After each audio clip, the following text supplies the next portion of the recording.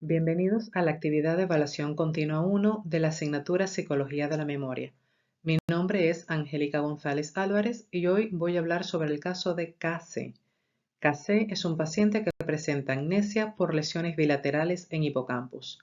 Para desarrollar esta actividad vamos a tocar los siguientes puntos: introducción, presentación del caso, discusión, conclusiones y referencias consultadas. Antiguamente se creía en el concepto de memoria única, locus único, por tanto consideraban que la amnesia era atribuible a una exclusiva región del cerebro. Este concepto se sustenta también con casos como el de otro paciente denominado HM. HM, tras un accidente, comenzó a sufrir convulsiones que no respondían farmacológicamente, por lo cual, y bajo ese concepto de memoria única, locus único, fue sometido a la extirpación del lóbulo temporal medial, perdiendo el paciente parte del hipocampo y la amígdala. HM efectivamente dejó de tener convulsiones, pero también perdió la capacidad de recordar y de crear nuevas memorias o recuerdos. En la actualidad, se conoce que la memoria reúne procesos de control, atención, búsqueda, almacenamiento, entre los factores que incurren en esta y cuyas funciones no se encuentran aisladas. No existe exclusivamente un tipo de memoria única y tampoco podemos aseverar que solo existe un modelo de amnesia de locus único. Los objetivos que este artículo sobre el paciente KC persigue es el de comprender, descifrar y aportar información relevante vinculado con el proceso de memoria y específicamente la amnesia por traumatismo. Recordemos también que existen otros tipos de amnesias como pueden ser por el consumo de sustancias, pero no es este caso. En este caso vamos a estar hablando sobre la amnesia por traumatismo, que si bien el caso de KC no se puede generalizar, los resultados obtenidos de su estudio a través de un formato de historia clínica junto a resultados de pruebas neurológicas, neuropsicológicas y de neuroimagen ha servido para considerar aspectos que antes ni siquiera se contemplaban, como es la disociación entre la memoria semántica y la episódica, siendo esto un gran aporte para el estudio funcional de la memoria y acercarnos más no solamente al entendimiento de la estructura biológica y funcional, sino a cómo repercute en nuestro comportamiento y calidad de vida. En cuanto a la presentación del caso, encontramos que KC es un varón de nacimiento prematuro, sin complicaciones aparentes y con un desarrollo normotipo. Él sufre un primer accidente a los 16 años, donde está en la granja de su tía y le cae un fardo de hena en la cabeza, con la consecuencia de que pierde el conocimiento y le tienen que aplicar pues, medicamentos anticonvulsivos. Estos medicamentos anticonvulsivos se los quitan al año, que coincide con su reincorporación a la secundaria. Termina la secundaria y comienza su educación formal, en donde sufre un segundo accidente. Este segundo accidente es porque colisiona su buggy contra un vehículo mayor y tiene la consecuencia de la fractura de mandíbula, no pierde el conocimiento y aparentemente tampoco hay cambios en su función cognitiva. Pasan los años y sufre un tercer accidente a los 30 años, en donde tiene como consecuencia lesiones bilaterales del hipocampo, pupilas fijas dilatadas y convulsiones clónicas. Se traslada del hospital regional a uno mayor debido a su gravedad, donde lo someten a una extirpación del hematoma subdural del lado izquierdo. Recupera la conciencia a las 72 horas desde el traumatismo dentro de cuidados intensivos, donde permanece un mes hasta que consideran que está estable para su traslado a un hospital de rehabilitación donde permanece 6 meses más. Durante los 5 días siguientes solo respondía a órdenes simples y alrededor del séptimo día parece reconocer a su madre. Se observa que Casé comienza a reconocer a sus amigos y a leer y a conversar bastante bien, pero mostrando una capacidad mental más lenta. Al ser dado de alta, se hace más evidente su incapacidad para memorizar nueva información de cualquier tipo. Lo que posteriormente se apreció en una resonancia magnética fue una lesión grave en la región temporal media y la pérdida casi completa del hipocampo bilateralmente. Para quienes conocían a Casé antes de su accidente, hay algo muy significativo, y es que para él, para Casé, cualquier episodio personal había dejado de existir. Sin embargo, es relevante destacar que sus relaciones emocionales expresaban una teoría de la mente intacta, de modo que era capaz de inferir sus propios sentimientos y emociones de los demás. Por ejemplo, él tenía un hermano que murió y con el cual tenía una relación bastante cercana. Pues él no recuerda el episodio ni de su muerte ni de quien se lo comunicó, no recuerda absolutamente nada de ese episodio. Como ese, muchos tantos episodios que le ocurrieron a lo largo de su vida habían dejado de existir. Sin embargo, en el plano semántico, Cassé mantiene sus habilidades sobre sí mismo y el mundo, adquiridas en sus primeros 30 años de vida antes del accidente, comparables a personas de su edad, lo que marca una disociación entre el plano semántico y el plano episódico.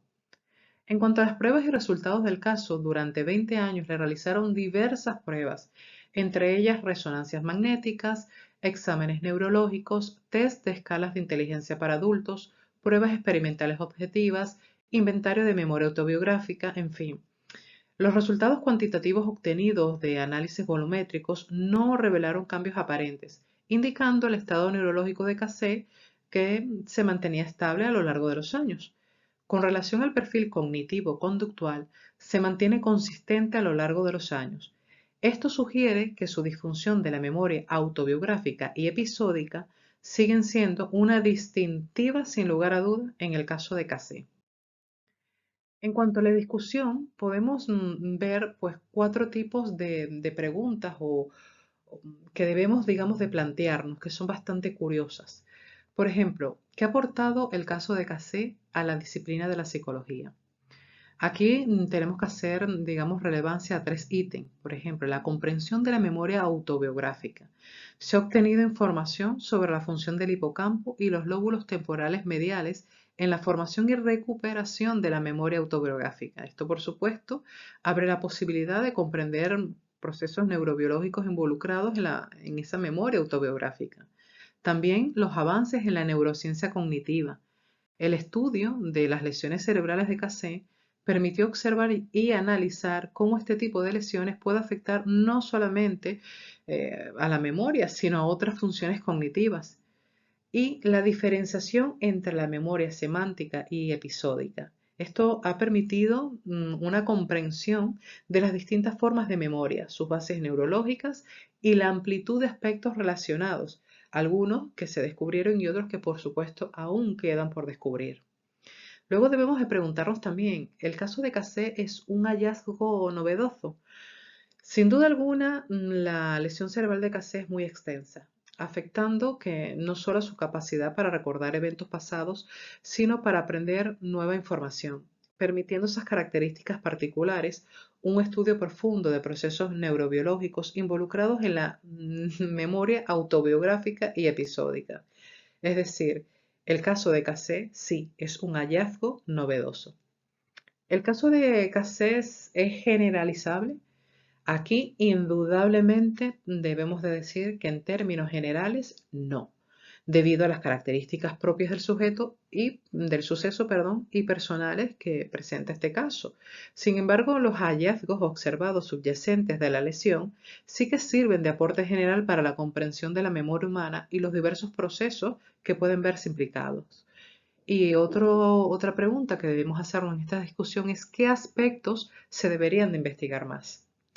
Es importante seguir investigando sobre la relación o la magnitud que puede abarcar una lesión del hipocampo, lóbulos temporales y la amígdala, que si bien es cierto que en el caso de Cassé no se hace tanto hincapié sobre la amígdala, podemos observar una relación de las consecuencias entre el caso de Cassé y de HM.